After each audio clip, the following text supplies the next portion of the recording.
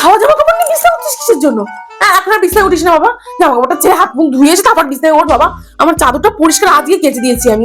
তুই বিয়ে বাড়ি থেকে কত কিছু খেয়েছিস বা জামার মধ্যে ফেলিয়েছিস, ওগুলো দে সব আমি কেচে দেবো কালকে। যা যা যা।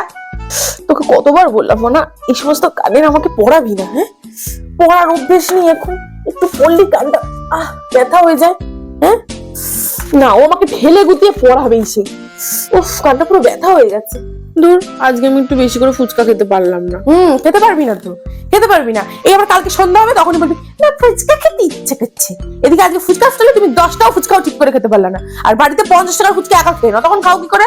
কি ব্যাঙের মাথায় একটা দড়ি দেওয়া ব্লাউজ পরিয়েছে আমাকে, খুলতে পারছি না আমি এখন একা একা। পরলে তো তোমার সুন্দর লাগে মা। সুন্দর সুন্দর লাগলে কি হবে?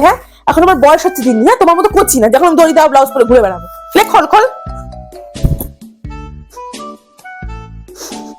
এই কি গো, তুমি সাদা শার্টটার মধ্যে মাংসের ঝোল লাগিয়েছ? হ্যাঁ তো এবার কি করবো আমি এই শার্টটা? এই দেখ দেখ দেখ তোর বাবার শার্ট। বলছিলি না মার সাথে ম্যাচিং করে বাবাকে সাদা শার্টটা দাও, এই যে ম্যাচিং করা সেই ফল। এখন তুই ধুয়ে দিবি, কি করে দাগ তুলবে তুই বুঝবি। বেশি পাকামো। কতবার তখন বললাম মনা আমাকে এগুলো মাখাস না, মাখাস না, মাখাস না। এই আমাকে জোর করে উল্টো পাল্টা কি সব মাখিয়ে দিল। আমার কি এখন তোর মতো বয়স বলতো? তোর শীতের মধ্যে বাইরে থেকে এসেছি একটু কম্বলের তলায় ঢুকবো, তা না, এখন এগুলোকে তুলতে তুলতে আমার সারা রাত বেকার হয়ে যাচ্ছে।